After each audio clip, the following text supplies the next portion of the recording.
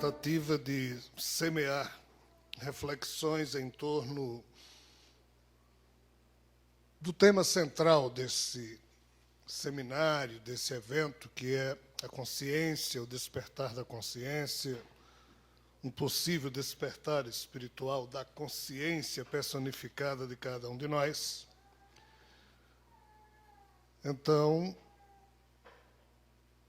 eu vou tentar desenvolver algo que, durante o nosso último bate-papo aqui com Paulo e Sebastião, me ocorreu, até que os amigos espirituais, se quiserem modificar o decorrer do processo, eles interferirão.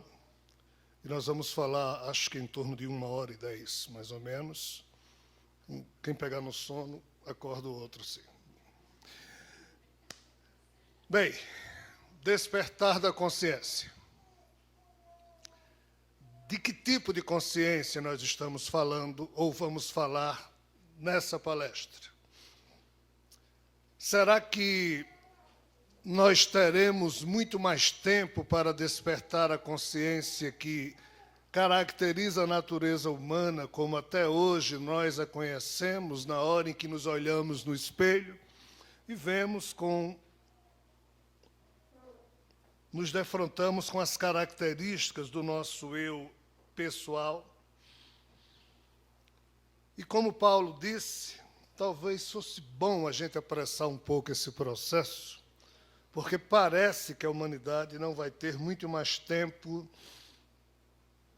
para conduzir um despertar de um psiquismo somente administrando as funções de um corpo biológico, somente através da respiração, acalmando o mundo mental, o mundo emocional, para que algo mais profundo em nós surja.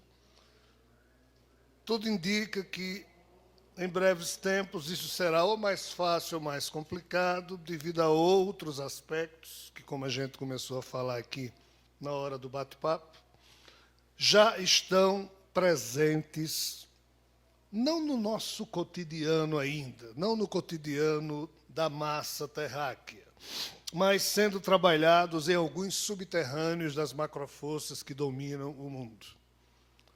Entendam, macroforças que dominam o mundo são as empresas ou as instituições que detêm o conhecimento e têm condições financeiras de aplicá-lo como querem.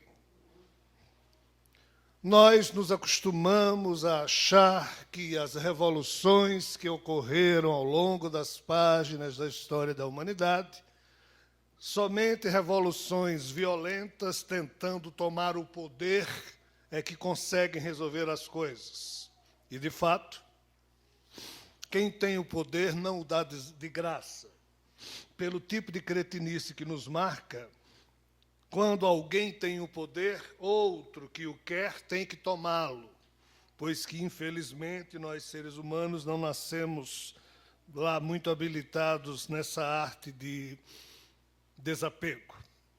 Queremos o poder, matamos, vendemos a alma da gente, do pai e da mãe, para conquistar o poder. Quando conquistamos, dele não queremos largar.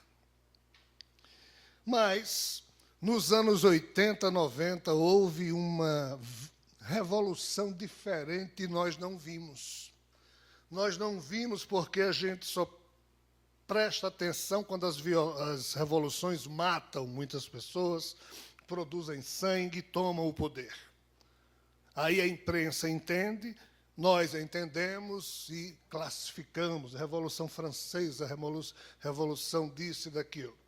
Mas ocorreu uma revolução no final do século passado que ninguém viu, mas que produziu a tomada do poder sem provocar guerra, sem provocar derramamento de sangue, sem provocar conflitos. Que revolução foi essa? Enquanto a juventude do mundo tomava Phelps é uma forma elegante de chamar álcool, tá? Fumava todas, alguns nerds, sabem o que é nerds? São aquelas figuras lá na cultura dos Estados Unidos, têm o péssimo hábito de estudar, E, em vez de sair para curtir todas, fica estudando. Esses nerds, enquanto a turma estava eles estudando, e começaram a adquirir conhecimento, a produzir conhecimento. E começaram a criar empresas nas garagens dos seus próprios pais. E hoje essas empresas, cada uma delas vale 200 bilhões de dólares.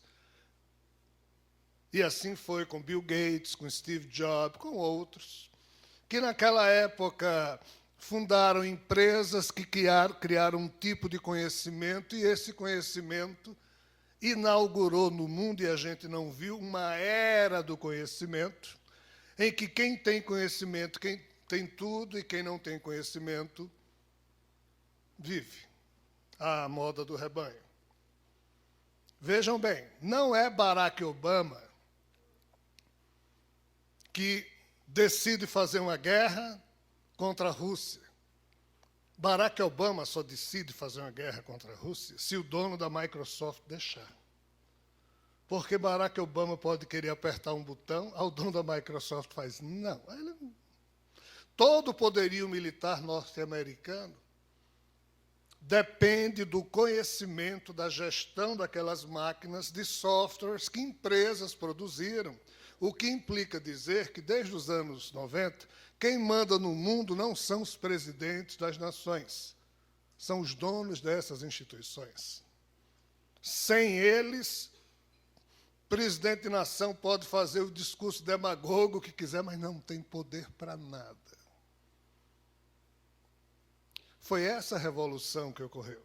Essas empresas que produziram o conhecimento que hoje mexe, movimenta com o mundo, trabalhando junto com a DARPA, que eu falei anteriormente, que é do Departamento de Defesa norte-americano, são essas empresas que mandam no mundo. Eles não estão nem aí, às vezes, para quem é presidente do Brasil, para quem é presidente do Paraguai, eles mandam. E o Brasil está complicado, 4 pessoas tomam um belo chá na City, em Londres, e dizem, vamos tirar o dinheiro do Brasil, aí tira o dinheiro do mercado de capitais, o Brasil, no outro dia, não pode fazer nada. Essa tal de globalização provocou esse tipo de problema. Antes que a gente saiba dos fatos, eles já aconteceram. Essa história de que se a Globo não deu, o fato não aconteceu, já era. E o que é que está acontecendo hoje com a espécie humana, que está tendo o condão, ou terá o condão de modificar totalmente o panorama psíquico da humanidade a curto e médio prazo, que poderá modificar o padrão de consciência ao qual nos acostumamos como sendo normal da natureza humana, que a gente não está percebendo. Vamos analisar isso. Há cerca de 10 mil anos atrás, não existia nenhum cachorrinho na Terra. Nenhum cachorrinho na Terra existia. Só existia lobo. 3 espécies de lobo. Uma delas, chamada Canis lupo, o lobo cinzento, das 3, essa espécie começou a ser domesticada pelos humanos. E o Canis lupo foi levado por um grupo de humanos para viver ali, outro grupo acolá, outro grupo acolá, outro grupo em outro ambiente.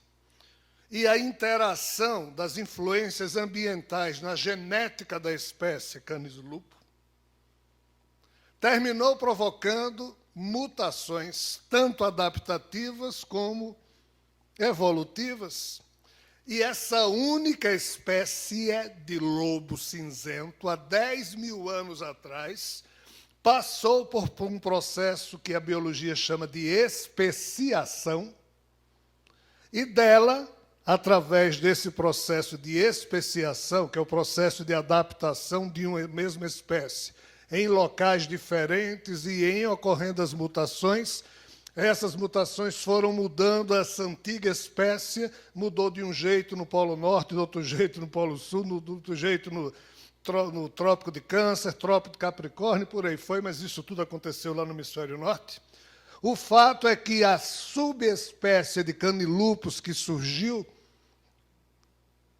terminou criando o que hoje nós chamamos de espécies de cachorro. E hoje nós temos milhares, mais de 2.000 espécies de cães, cada uma com seu jeitinho, com seu temperamento. Todos têm 4 patas, rabinho para cima e levanta a perninha para fazer xixi se for macho. Mas cada um deles tem um tamanho diferente, um temperamento diferente, um rostinho diferente. Todas as espécies de cachorro que hoje existem, todas elas vieram do Canis lupus, ou seja, do lobo cinzento que há 10.000 anos atrás existia. E ainda existe. Então, isso é que se chama especiação. Qual o problema? O problema é que a nossa espécie Homo sapiens está passando e vai passar por um processo de especiação que irá criar diversas subespécies da espécie Homo sapiens, ou que irá, dependendo do tipo de mutação que ocorra, promover a criação de diversas espécies a partir do DNA da nossa espécie, o que implica dizer que, se há 10.000 anos atrás uma espécie de animal passou por especiação biológica e produziu milhares de novas espécies, o que dizer da nossa espécie, que vai passar por especiação, mas também por interferência genética e interferências tecnológicas? A pergunta é: quantas espécies Homo sapiens existirão daqui a 10.000 anos? Não. Daqui a 1.000 anos? Não. Daqui a 500 anos? Não. Quantos novos tipos de seres humanos existirão daqui a 1 século? Os cientistas hoje não sabem dizer, mas sabem que serão diversos. Por quê? Porque é inevitável. Como inevitável? Vamos falar só da especiação biológica. Desculpem a redundância, mas é porque há outros tipos.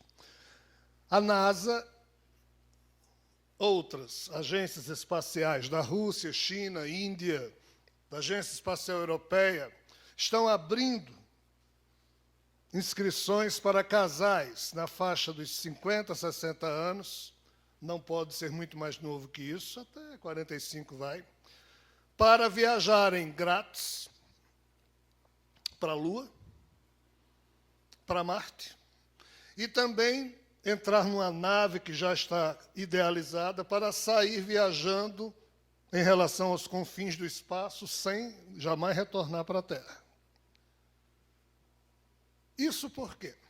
Porque a Terra, que é a casa da nossa espécie, pode, entre aspas, ser destruída a qualquer momento por uma superexplosão de um vulcão tipo Yellowstone da vida nos Estados Unidos da América.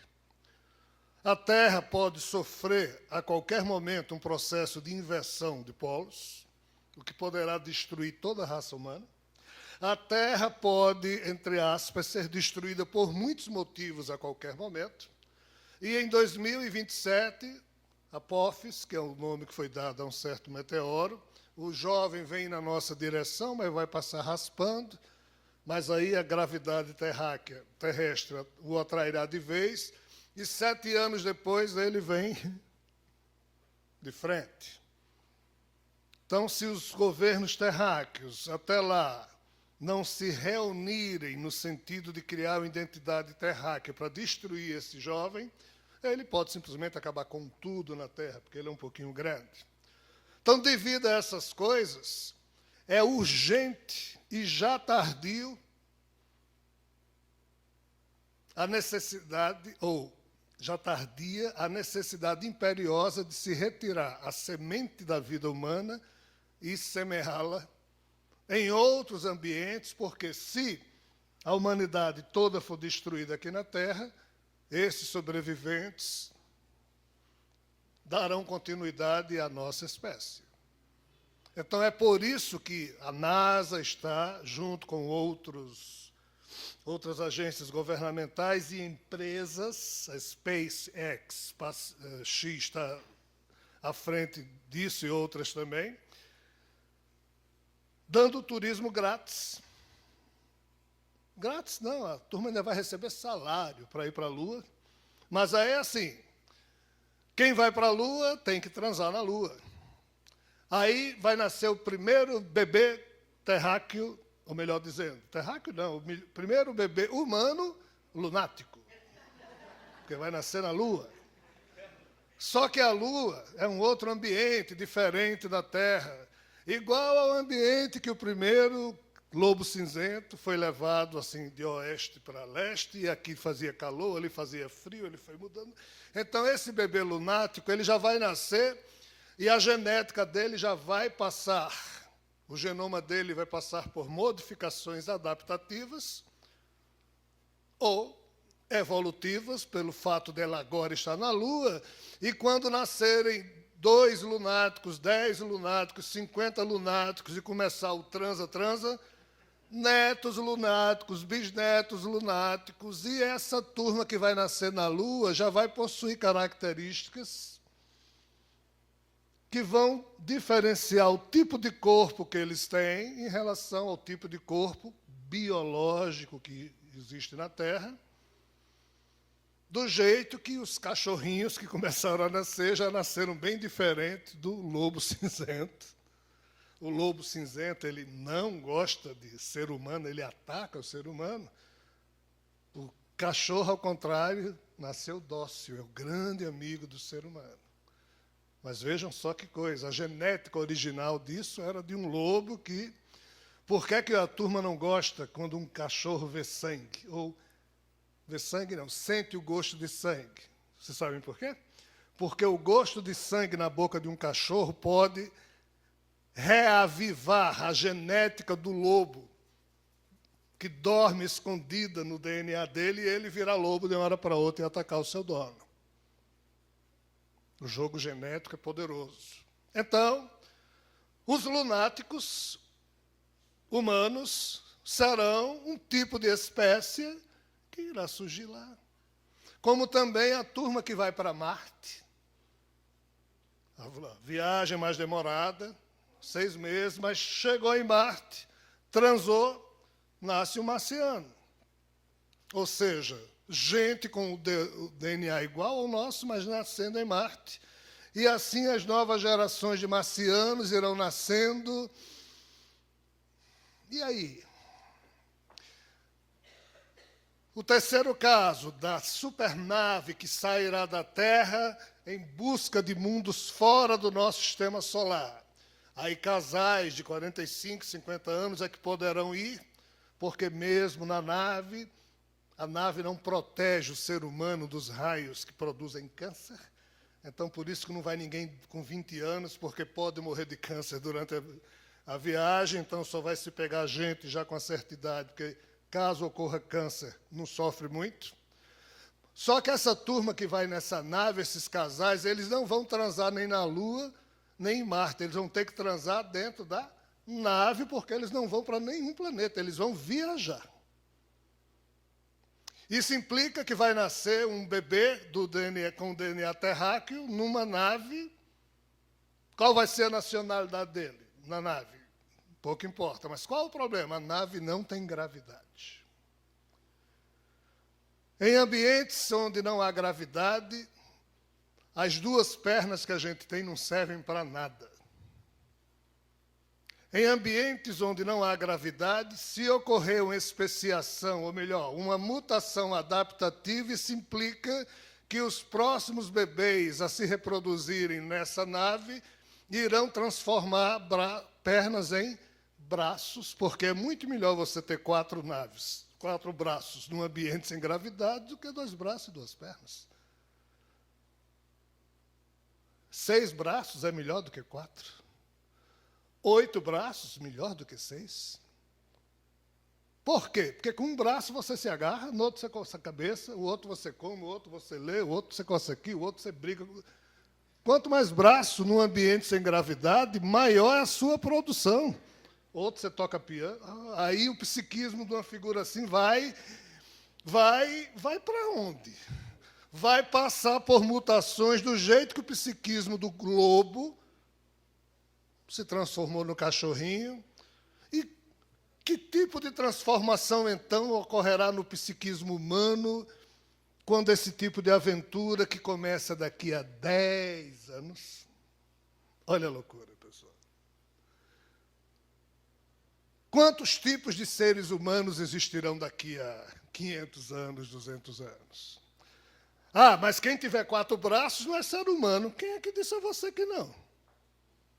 Aí tem identidadezinha, DNA terráqueo, nosso temperamento, ou algo parecido com isso. Apenas o cara tem 4 braços, em vez de 2 pernas, porque na gravidade, num ambiente sem gravidade, ninguém tem perna. Não precisa.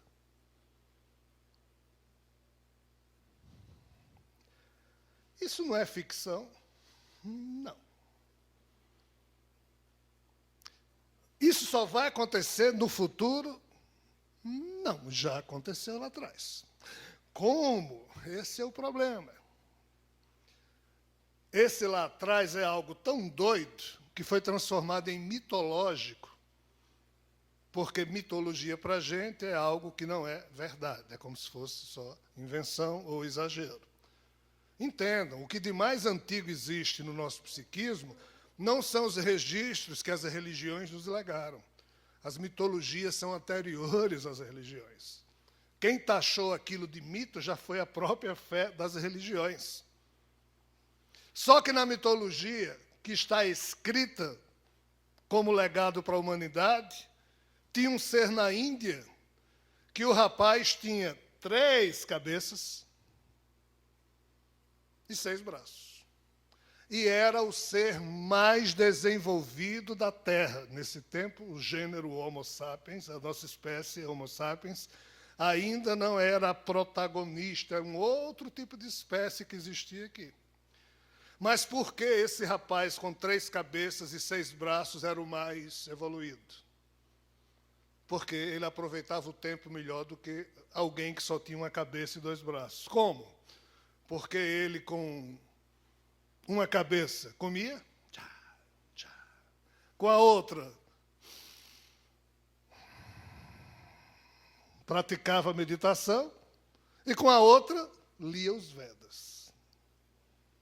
Ou seja, alguém com 3 cabeças se enriquece muito mais do que alguém que só tem uma, que durante 24 horas do dia tem que dormir 8, 2, 3 horas o resto está entre banheiro e comer alguma coisa, o resto trabalhando e não tem tempo para se ilustrar, nem fazer meditação, nem ler as escrituras sagradas. Esse rapaz fazia isso, por isso ele era o mais evoluído ser humano, porque era o maior conhecedor dos Vedas, era o mais hábil ser em usar o poder mental, siddhi, que é despertado nas disciplinas ascéticas, e ainda era um bom vivan, porque tudo que era pudim da época, ele está escrito.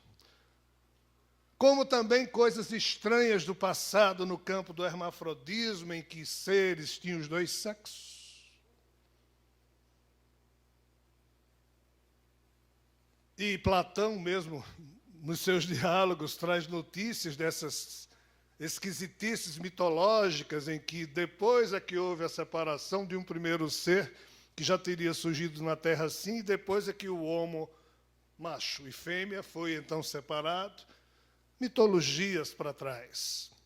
Mas eu estou só falando isso para que vocês entendam que essa loucura da especiação que nos espera e já está acontecendo vai produzir algo bem parecido com o que as mitologias lá atrás já falaram de seres que vieram de fora aqui para a Terra. Essa história de extraterrestre é loucura, isso não é assunto sério. Não é bem assim não, pessoal. Eu aqui vou ter que fazer agora um intervalo na palestra sobre consciência, porque é importante que eu faça alguns registros para estimular alguns de vocês a refletirem melhor sobre o tema extraterrestre. Paul Hillyer é um cidadão canadense que durante 23 anos foi ministro da Defesa do Canadá. Ou seja, não é qualquer Rogério que se torna, durante 23 anos, ministro da Defesa de um país sério como o Canadá. O cara tem que ser respeitado, tem que ter credibilidade, tem que ser alguém acima de qualquer suspeita. Esse senhor, no ano 2004, 2005 e 2006, para surpresa de todo mundo, o que é que ele disse? Numa reunião, vocês desculpem, eu vou ter que falar.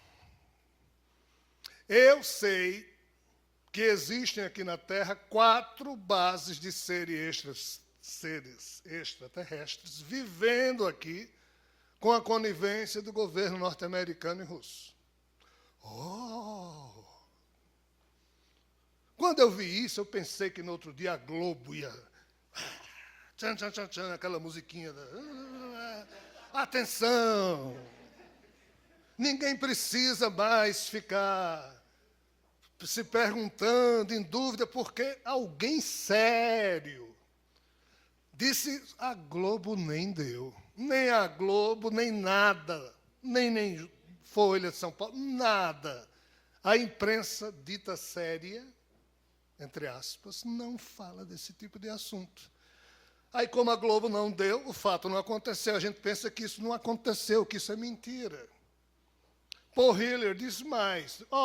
Na minha opinião, do jeito que nós, pais e mães, quando temos um filho com 8, 9, 7 anos, a gente chega e diz para ele: meu filho, sente aqui, eu tenho uma notícia muito, muito importante para lhe dar.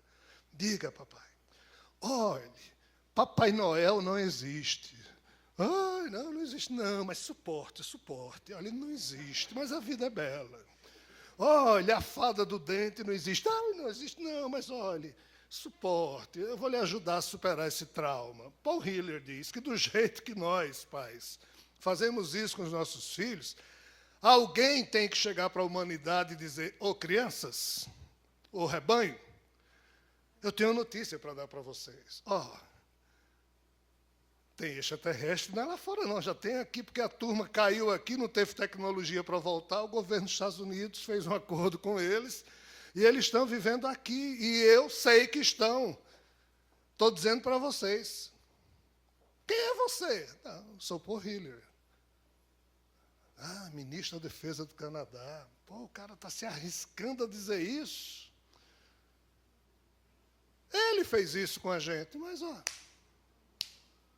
o que é que nós estamos esperando com a nossa atitude infantil e cretina?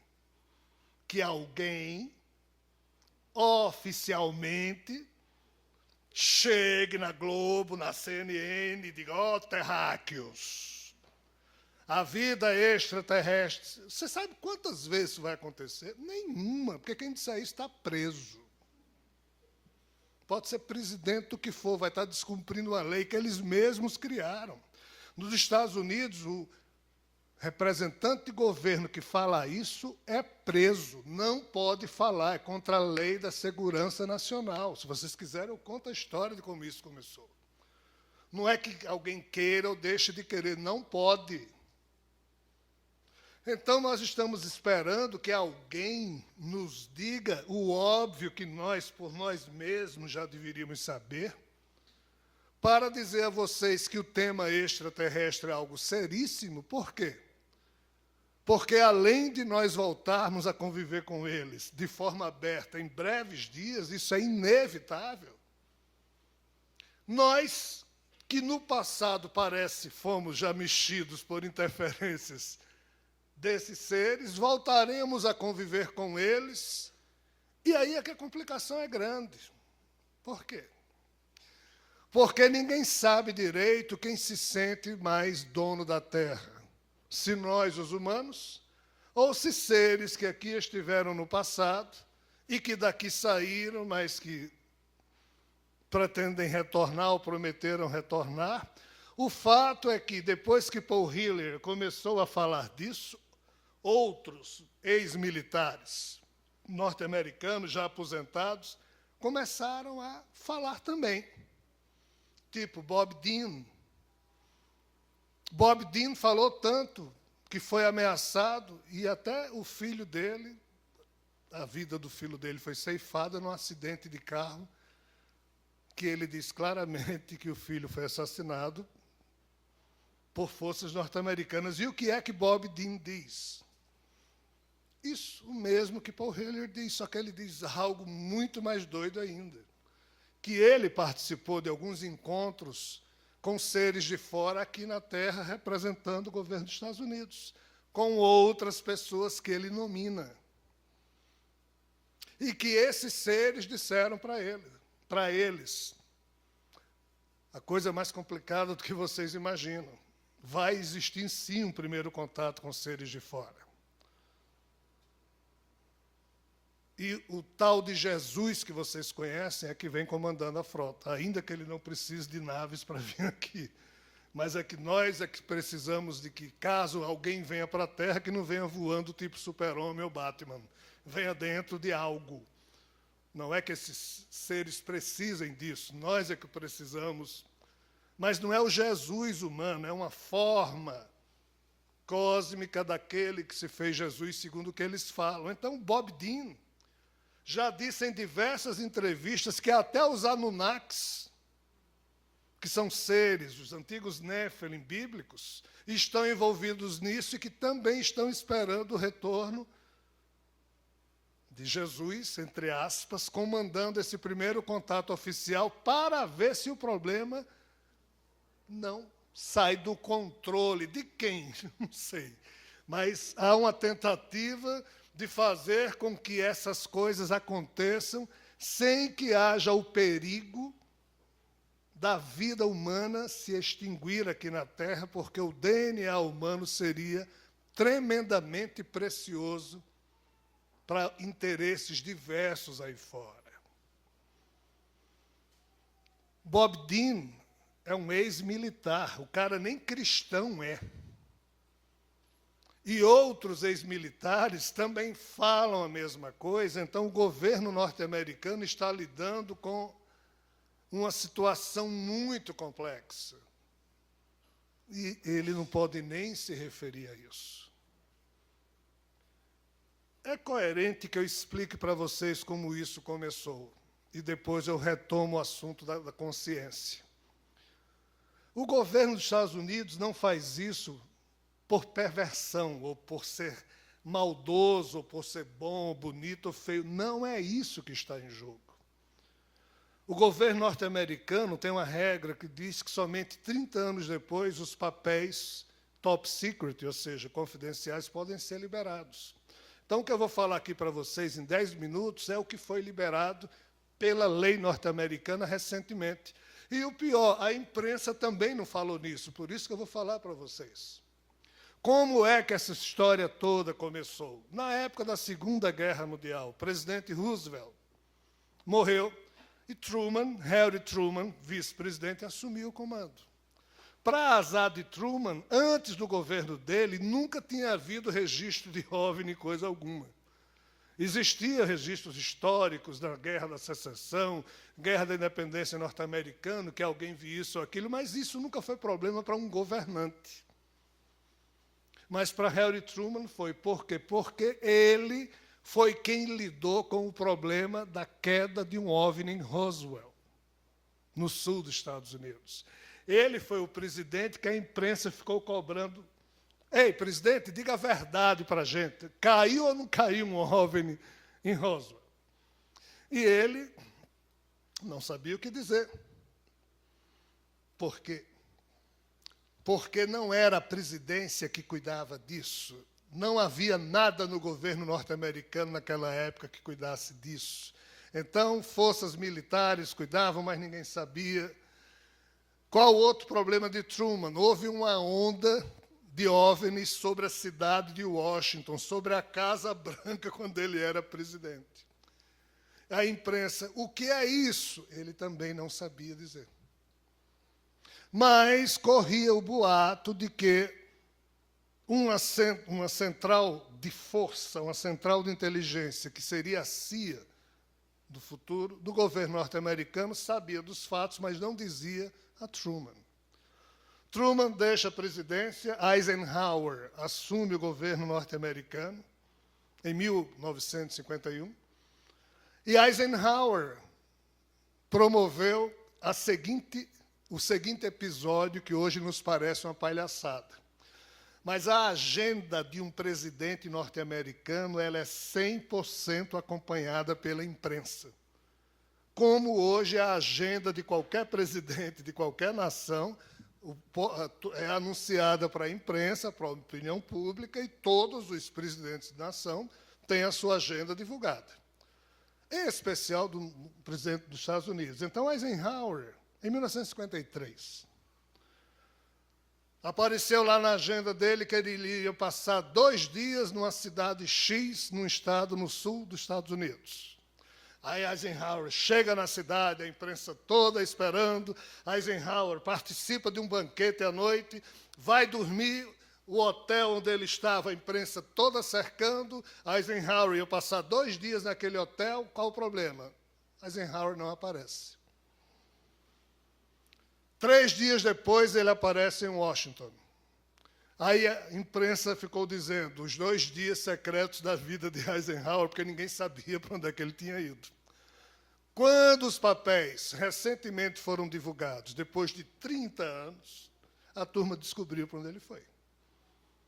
Ele tinha armado a notícia de que ficaria esses 3 dias nessa cidade, porque, de fato, ele estava naquele hotel, mas de meio-dia ele saiu, escondido, e foi para uma base militar encontrar-se com os extraterrestres sobreviventes da queda de Roswell. E quando ele viu com os próprios olhos, ele voltou e criou os grupos de estudo que passaram a existir, então, no governo norte-americano, como uma resposta à população. Ele dizia, nós temos grupos formados pelas melhores cabeças das Forças Armadas para estudar esse assunto. Aí a opinião pública americana ficava esperando o resultado do projeto Blue Book, projeto não sei o quê, e esses projetos nunca davam respostas. E assim o tempo se passou, Eisenhower caiu fora, quem é que assume? John Kennedy. Qual o problema? John Kennedy assumiu o governo norte-americano na época da Guerra Fria, e várias vezes ele e Nikita Khrushchev, lá que era o líder soviético, os dois estiveram a ponto de apertar o botão da Terceira Guerra Mundial. Vocês sabem por quê?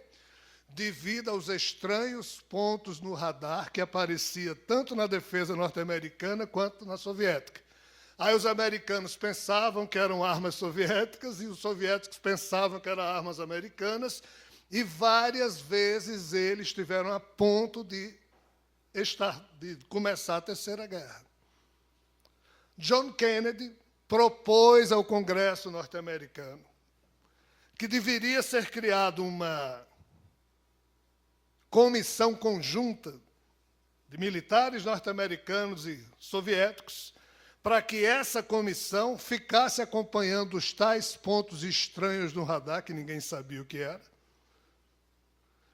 para assim ele e o presidente da União Soviética não terem o perigo de começar uma guerra nuclear por um mal-entendido.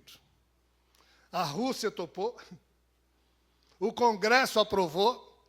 Quando John Kennedy escolheu os 4 nomes do governo norte-americano que iriam compor essa comissão de 8 com os russos, o núcleo interno, que tinha já conhecimento dos extraterrestres de Roswell e sabiam que o governo norte-americano estava adquirindo a tecnologia deles, disse para John Kennedy, tire o cavalinho da chuva, que nós não vamos abrir os nossos segredos para os soviéticos. Por quê?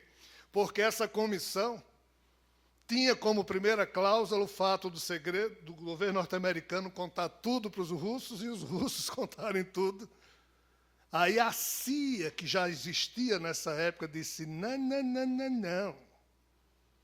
Aí John Kennedy disse, pois eu vou fazer. Assinou, nomeou os 4, 3 dias depois ele foi assassinado no Texas. Fato. Lyndon Johnson, o vice-presidente, assume, mantém escondido a questão UFO ou OVNI. Quando Nixon assume, Nixon faz uma loucura que ninguém presta atenção, mas que foi divulgado recentemente. Nixon, presidente dos Estados Unidos, uma certa noite, tomou Phelps, uísque paraguaio, pensando que era escocês. E ele era muito amigo de um comediante em Los Angeles, que o cara era muito famoso. Aí Nixon começou a contar goga. Vocês sabem o que é contar goga? Goga é uma expressão que a gente usa lá no Rio Grande do Norte. Não sei se na Bahia serve. É quando a gente começa a dizer, eu sou fogo, olha, eu sei de tal coisa, eu vou lhe mostrar, eu provo que eu sei. É quando você começa a se vangloriar. Aí Nixon começou a dizer, porque eu sei, tem vida extraterrestre. Aí esse amigo dele dizia, deixa de história. Eu sei porque eu vi, eu sou presidente dos Estados Unidos. Você está doido. Conversa de 2 amigos bêbados. Aí Nixon disse, eu vou levar de carro, eu sou presidente dessa porcaria, eu vou entrar na base e ele mostra. Você não leva, não leva, levou. Está registrado, pessoal. Nixon chegou com um amigo lá na base Edwards. O guarda não queria deixar entrar. Ele, eu sou presidente dos Estados Unidos. Entra, não entra. E o guardinha, sem saber. Sabe aquela cena de filme? Nixon entrou, levou o amigo, mostrou os cadáveres dos ETs. Voltaram, tomaram todas. No outro dia, o amigo saiu ligando para todo mundo. Ontem à noite, eu estive na base tal com Nixon, porque eu sou amigo do presidente dos Estados Unidos. E vi, essa história se espalhou, saiu na imprensa. Aí esse amigo de Nixon diz, não, realmente, eu tomei todas, eu falei besteira. Menos de 1 ano depois, Nixon é obrigado a renunciar no escândalo de Watergate. Talvez o mesmo grupo que mandou matar John Kennedy para ele não revelar os segredos norte-americanos de UFOs para a Rússia, achou exagero matar 2 presidentes pelo mesmo assunto, então resolveram só criar um escândalo para ele ser obrigado a renunciar. Por que eu estou contando isso para vocês? Isso é fato, isso é história, é sério. O assunto extraterrestre é tão sério para os Estados Unidos que eles fizeram isso com seus presidentes. Mas o que é que a imprensa norte-americana trata o assunto? Isso não é sério, exatamente para a gente ficar achando que isso não é sério. E a gente vai achando que isso não é sério, mas esse é um assunto terrivelmente sério. E implica com toda a vida na Terra, e esse processo de especiação que nós estamos sofrendo, e que poderá modificar o padrão do psiquismo da natureza humana, vai coincidir exatamente com a retomada de contato com esses seres. Por quê? Porque, ainda que ninguém queira, há 10, 20 anos atrás, era uma sonda perdida dos Estados Unidos arrodeando a Lua, orbitando a Lua. Vocês hoje sabem quantos tipos de sondas tem orbitando a Lua? Estados Unidos, Rússia, China, Índia, Japão, Agência Espacial Europeia. Ou seja, antes os Estados Unidos tinham segredos que hoje não é mais segredo, porque todo mundo sabe. Então, os segredos da Lua, os segredos de Marte, daqui a pouco vão ser realmente divulgados para o mundo, já estão sendo. A NASA já é obrigada a divulgar fotos barradas, porque, por lei, ela tem que divulgar foto, mas ela barra qualquer coisa estranha que tenha aparecido em qualquer foto. Então, mais algum tempo, e os governos, não porque irão confessar, mas o avanço tecnológico irá mostrar que isso é fato. Como também o avanço da ciência já está a ponto de detectar a vida lá fora, em exoplanetas. Então, esse assunto, pessoal, é terrivelmente sério. É o assunto que mais os governos gastam e que tem mais bolsas de verbas de pesquisa no mundo, porque ele é sério. Ele só não é sério para a gente, porque a gente pensa que esse assunto é ridículo. Mas isso é cretinice nossa. Qual a questão? A questão é que o psiquismo humano poderá ser modificado a curto prazo e, na hora em que a gente tomar um susto com o tipo de ser humano que está surgindo do processo de especiação, a gente vai, talvez, na mesma época, tomar um susto em perceber que os extraterrestres existem, o contato está sendo retomado, e a gente vai ter um outro problema para lidar, que é aquilo que Paulo nos instigou a falar, que é a questão da inteligência artificial. O que é isso? É um outro tipo de inteligência que está surgindo na Terra e que poderá ter o psiquismo muito parecido com o da natureza humana, poderá ter um nível de consciência, um tipo de consciência parecido com o nosso, já que até hoje nós nos mostramos para os programas de computadores como nós somos, e qualquer programa de computador sabe tudo que um ser humano gosta de fazer, de falar, do que ele não gosta, etc. e tal. Quem é que está abordando esse tipo de assunto? São os maiores cientistas da atualidade. Um deles, que não é necessariamente um cientista, mas o maior inventor da atualidade, chama-se Raymond Kurzweil. Ray Kurzweil. Esse cara tem vários livros publicados, um deles chama-se A Singularidade Está Próxima, mas só tem em inglês, em que ele diz que o quê? O ser humano ele demorou longamente a evoluir porque o seu processo de evolução foi biológico.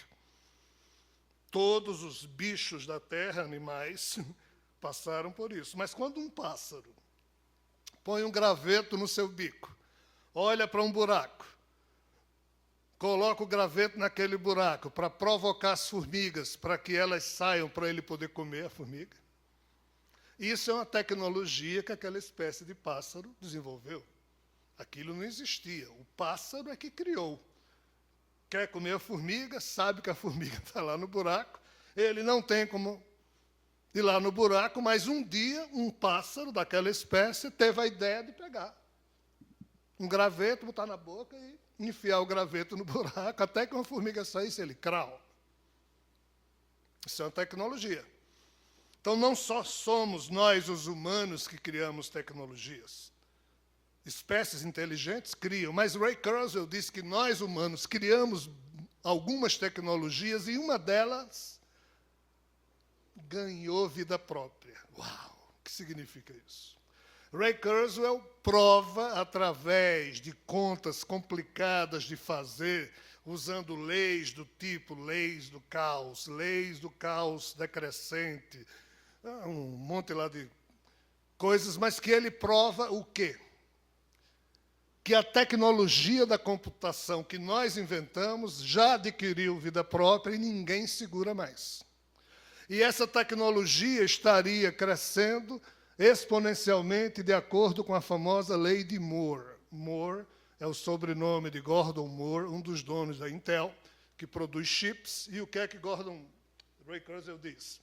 Que esses chips, a cada 2 anos, ficam menores, porém, paradoxalmente, em cada chip cabe um maior número ainda de transistores, e como isso está ocorrendo a cada 2 anos, quando esse chip chegar a um ponto tal de poder de processar CPS, ou seja, cálculos por segundo,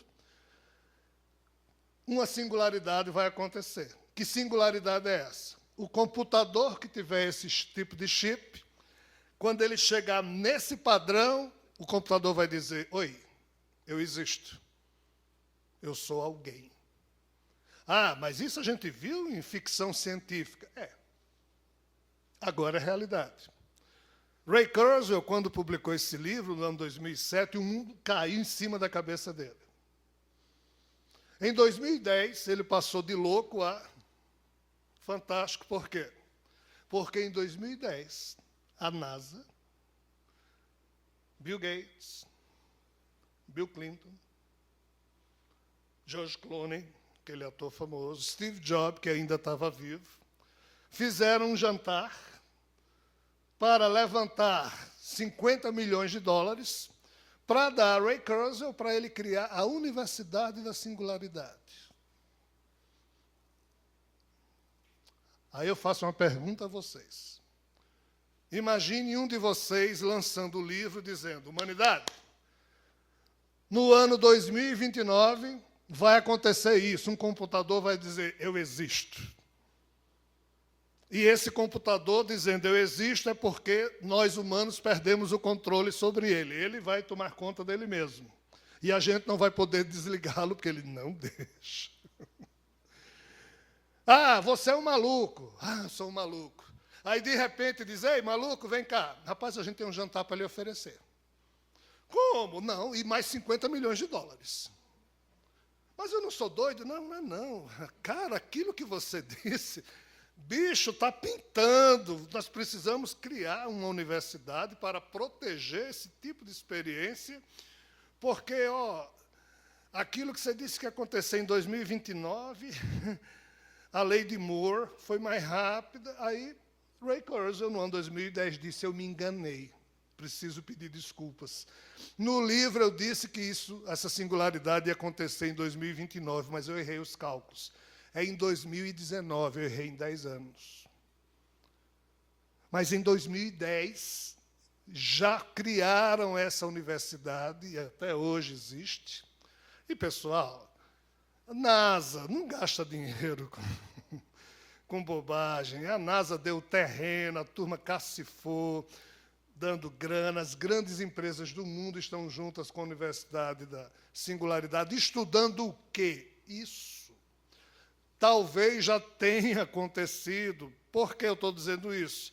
Porque alguns autores já publicaram livros de cientistas conversando com computadores. Aí, no livro, o cientista diz, olá, aí o computador diz, oi. Eu sou um ser humano, você é o quê? Eu não sou igual a você. Mas se eu tivesse que me definir, eu diria que eu sou um computador inteligente e livre. Uau, como é seu nome? Pode ser qualquer um. Mas se você me obrigar, eu escolho um agora e lhe digo o meu nome. Diga, X. Você gosta de quê? Ah, meu gosto é totalmente diferente do de vocês humanos. Eu gosto de fazer conta, eu gosto... Está tudo lá descrito e, entre aspas, o que é que Raymond Kurzweil faz. Esse senhor é multimilionário. Ele está atualmente tomando cerca de 200 cápsulas de vitamina por dia, porque ele quer ver se provoca uma longevidade no seu corpo, porque ele está se oferecendo como cobaia para o seguinte teste. Segundo ele, se nós, seres humanos, continuarmos a evoluir somente biológica e lentamente, como fizemos até agora, pelo fato de nós termos criado a tecnologia da computação, que adquiriu vida própria, e a tecnologia da computação, avança num tipo de progresso muito mais rápido que o nosso biológico, isso implica dizer, segundo Ray Kurzweil, que daqui a algumas décadas as máquinas poderão dominar a frágil espécie biológica humana. Pois que, segundo Ray Kurzweil, daqui a algumas décadas existirão duas espécies pensantes na Terra.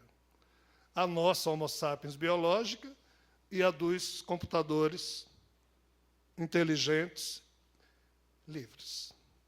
Ele está propondo uma terceira, que é a raça humana biológica chipada, para poder evoluir mais rapidamente, para poder controlar os computadores, sob pena dos computadores controlarem a raça humana biológica. Vocês entenderam?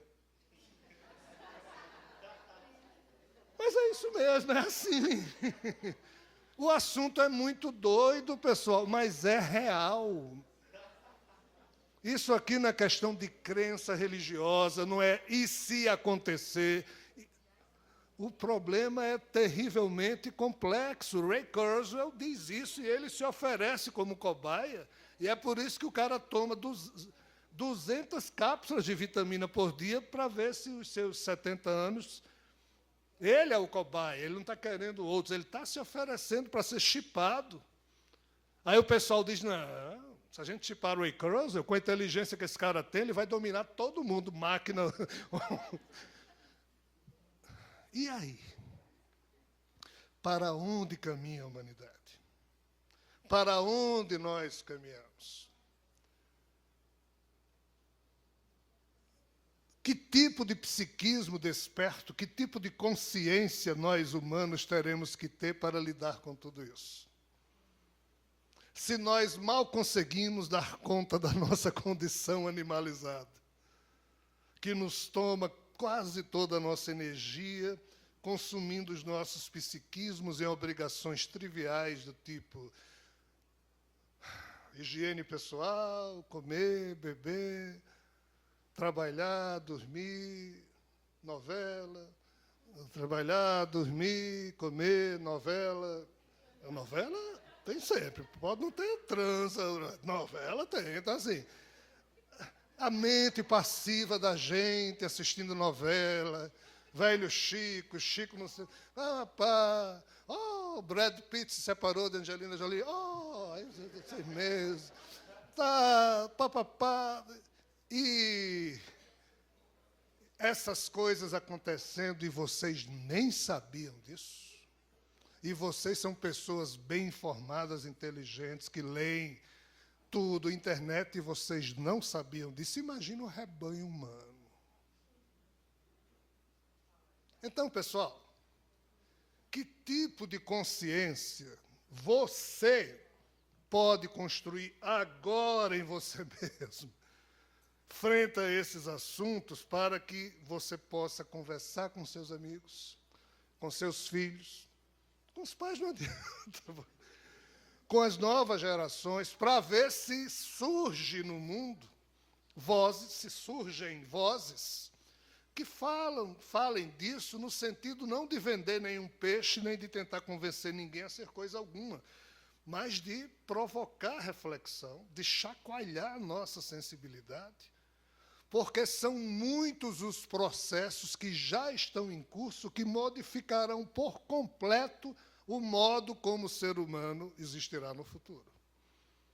E esse futuro não é tão longe, não, é agora. Nós apenas não estamos recebendo notícias disso, então a gente acha que nem está acontecendo nada. Entendam. Na hora em que está havendo um problema aqui na parede esquerda, eu digo, pessoal, olha ali para o retrato de Chico Xavier. Eu tiro a atenção de vocês, eu não quero que vocês vejam o problema aqui, eu boto vocês para olharem para ali. Porque o meu interesse é que vocês não vejam o que está se passando aqui. Então, a imprensa mundial faz isso com a gente olha para o que eles... Observem que as mesmas manchetes estão todos os santos dias, todos, é tudo igual. Você lê assuntos sérios, são poucas as imprensas independentes que conseguem se manter ainda produzindo conhecimento que ninguém quer ler, porque qual o drama? Na hora em que você fala, pega toda essa besteira que eu estou falando e coloca no papel e vai vender aí, isso é loucura, ninguém nem compra. Como é que você vai produzir uma revista que ninguém compra? Agora, bote. William Bonner finalmente vai confessar o porquê de Fátima, sei lá, é Fátima, não. Todos nós compramos. Ou então, fulano teve um ataque de loucura, matou Beltrano com 17 facadas e ainda pisou no pescoço. A gente compra. Mas esse tipo de assunto complicado não vende, então não tem quem mantenha um foco de notícias sobre isso, porque vai quebrar financeiramente. Mas é por quê? É por isso, é porque o tema está ocorrendo ali, mas a imprensa diz, aí a gente dá as costas e assim tem encaminhado a humanidade. Manipulada facilmente pelas macroforças que dominam o mundo. E nós temos sido cordeirinhos passivos, preguiçosos, cretinos, porque delegamos, transferimos para outros responsabilidades que nos são próprias. Na hora em que a gente foi viciado a transferir para Deus, para Jesus, para Bezerra de Menezes, para Astaxerã, para Santo Antônio de Pádua, para Maria, responsabilidades que nos são próprias, a gente fez assim com o nosso psiquismo, com a nossa consciência. A gente se tornou seres humanos menores, pedintes, viciados em pedir. E quando a gente não recebe, a gente ainda fica chateado. Ainda tem esse detalhe fantástico. E ficar chateado é a pior burrice que um ser humano pode fazer, pois, como dizia Shakespeare, você ter raiva é uma atitude tão inteligente quanto a de você segurar uma bomba e querer que ela exploda no outro. Explode em você, cara pálida. Sebastião e Paulo falaram, no momento de raiva a gente enche o nosso organismo com hormônios tipo M. Eles não disseram isso, eu que estou dizendo tipo M é tipo merda. Hormônios que fazem mal. E não é ninguém que produz, só eu, dependendo da atitude que eu imponho ao meu psiquismo, dependendo do nível da educação da minha consciência pessoal. Aí qual o problema? Eu sou alguém que me dedica ao meu progresso espiritual. É. O que é que você faz? Estou lá no centro espírita. Maravilha. O que é que você faz no centro espírita? Não, estou lá. Dou passe, tomo passe. Maravilha. Não. Bebo água fluidificada. Maravilha. Não, converso com os espíritos também. O espírito incorporando médio, eu converso. E aí? Rola o quê? Não. Os espíritos instruem a gente faz uns pedidinhos. Uns pedidinhos, O que é que você pede? Umas coisas. Que coisa, cara? Eu peço saúde, você pede saúde para o espírito? Eu peço para Deus também. Você pede saúde para Deus. Você enche a cara na bebida, você pede saúde. Se a gente for checar o nosso nível de primitivismo psíquico, quando a gente lida com as coisas da vida, né? Então, assim, eu li o livro de Sebastião, um dos livros mais fantásticos que eu já li. Esse livro devia ser, entre aspas, entronizado, como dizendo, ei, ser humano, não saia dessa vida sem ler e refletir sobre isso aqui, porque na hora em que você entende e segue o roteiro do óbvio, você para de encher o saco de Deus, de Jesus, de Bezerra de Menezes, porque você passa a mesmo fazer e passa a fazer parcerias com essas figuras para ser útil a outras pessoas, a outras figuras, e não ser alguém que precisa do carinho, do cuidado alheio. Esse é o problema. Nós somos responsáveis por qualquer ligação sináptica que exista no nosso cérebro, qualquer caminho neural, qualquer marcação em qualquer elétron que componha qualquer átomo de qualquer elemento químico, de qualquer molécula que estiver presente no meu corpo, a minha mente é 100% responsável por isso. Só que minha mente não é nada. Eu, Rogério, enquanto ego ou espírito imantado em mim, com a expressão Rogério, é que é o responsável pelo que eu faço com a minha mente, como Paulo e Sebastião falaram. Isso chama-se despertar de consciência pessoal no sentido de idade adulta, de amadurecimento espiritual, de parar de dar trabalho a tudo que é santo, a Deus.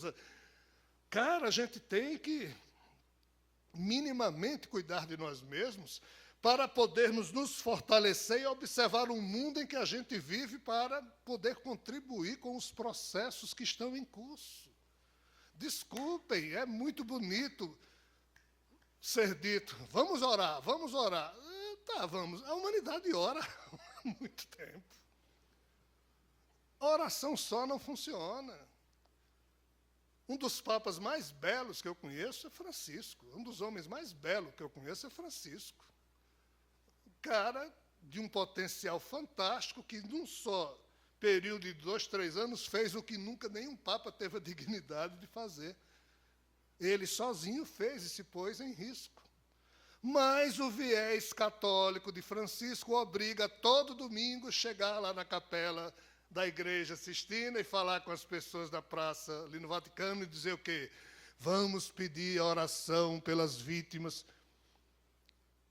Tudo que é refugiado, o Vaticano, vamos orar pelos refugiados que morreram no Mediterrâneo. Ah, explodiu na Síria, vamos orar pelos... Nós estamos orando o tempo todo e cadê a ação? Cadê o processo político de conscientização mundial? Cadê a ONU? Cadê você? Cadê eu? Cadê... Onde está a criatividade humana? Onde está a ousadia da gente? Não, Deus proverá. Sangue de Jesus tem poder. As 5 chagas de... Pelo amor de Deus, pessoal. Isso é coisa de infantilidade. Nós estamos sendo obrigados a conviver com a idade adulta dos fatos, porque todas essas informações que eu trouxe aqui para vocês agora são informações adultas. Não tem chaga de Jesus que resolva nada disso. Somos nós. Jesus nos motiva, nos fortalece, nos orienta, nos inspira, mas os atores, os agentes, somos nós, os seres humanos. Aí a pergunta terrível é que nível ou tipo de consciência hoje nós temos para, primeiro, administrar a nós próprios e ainda podermos contribuir para o mundo que nos cerca. Essa resposta é com cada um. Eu a faço diariamente, essa pergunta a mim mesmo, cobrando de mim mesmo, porque eu não posso cobrar nada de ninguém. Mas de mim eu cobro. E eu dedico horas e horas que eu poderia estar dormindo, fazendo isso ou aquilo, tentando fazer alguma coisa, ainda que não resolva nada. Ainda que não implique em nada, mas tento. Então, pessoal, concluindo esse nosso bate-papo de hoje, cadê você? A gente vive no mundo, o mundo gira, a gente gira com o mundo, mas o que é que a gente está fazendo com a gente mesmo? O que é que você está fazendo com sua vida? Um cara ia caminhando numa rua, eu gosto dessa história, eu vou concluir minhas palavras contando. Observou que tinha 3 homens trabalhando como pedreiros, colocando tijolos no muro. Aí ele parou próximo ao primeiro trabalhador e disse, o que é que você está fazendo? Estou assentando tijolos. O cara continuou a andar, aproximou-se do segundo, disse, o que é que você está fazendo? Aí, diante da pergunta, o trabalhador deu um passo para trás, segurando um tijolo, olhou, viu um muro na frente dele e disse, estou construindo um muro. Que bom. O cara continuou a andar, se aproximou do terceiro trabalhador e perguntou, o que é que você está fazendo? Aí ele sorriu e disse, estou construindo uma linda catedral. Ou seja, 3 homens fazendo o mesmo trabalho, mas cada um com um nível de consciência, com um nível de percepção sobre o significado do seu suor, sobre o significado da sua tarefa, da sua contribuição. O primeiro trabalhador, perguntaram, ele viu um tijolo, estou assentando tijolos.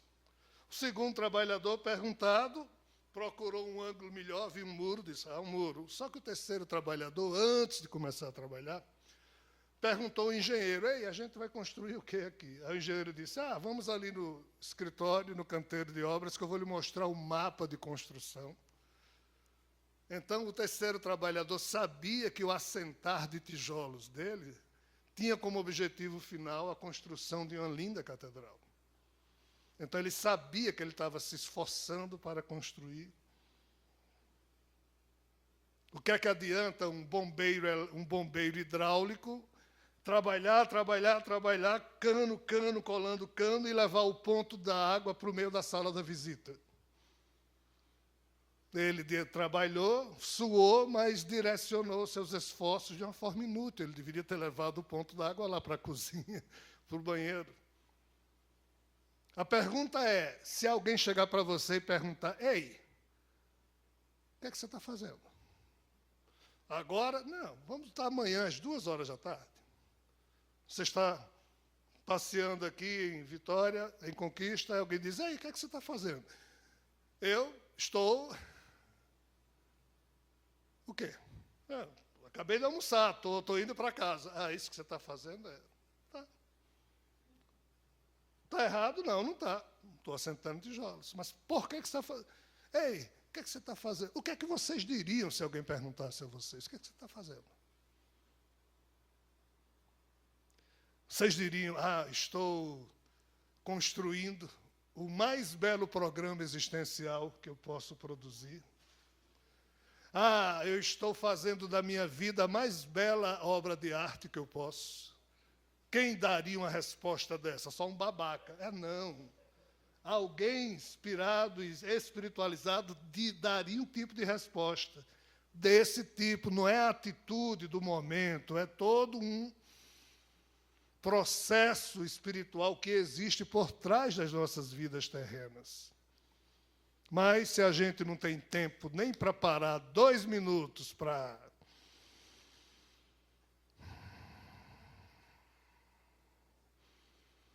criar um ritmo respiratório mais profundo que nos pacifique a mente, a gente não tem tempo. Mas se você fizer isso, você... Não acredito nisso, não. O problema é seu, cara pálida. Mas por que a turma não valoriza isso? Porque é grátis. É grátis. Você respirar é grátis. Mas se você soubesse respirar, sua vida seria longeva, o seu psiquismo seria limpo, sensível, equilibrado, doenças do corpo, doenças psíquicas, karmas passados, tudo isso, pelo tipo de energia que você passaria a marcar em cada átomo do seu corpo, como Sebastião explora no livro, em cada alimento que você ingere, em cada sensação que você expressa. Na hora que você faz isso, a autocura, a instrução, como os espíritos diziam, espíritas, instruí-vos também, não é só praticar a caridade. Antes de crer, compreender, há de se ter esforço ao longo da vida humana para que a produção de frutos dadivosos possam advir para todos nós. Qual o nosso problema? A gente quer comer os frutos, mas que outros produzem.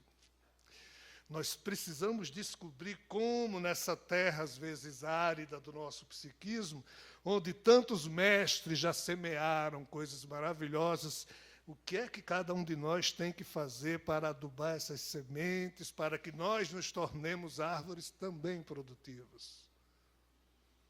Essa é a pergunta que, penso eu, esse seminário deve deixar no coração de cada um de nós. O que é que cada um pode fazer? Cadê você nessa história? Descubra a sua parte. Um grande quebra-cabeças, por milhões de peças que ele tem, ou possa ter, a vista só se completa, a paisagem só fica perfeita quando cada peça está no seu lugar, encaixada. Cada um de nós é uma peça do concerto da vida. Mas cadê você na paisagem?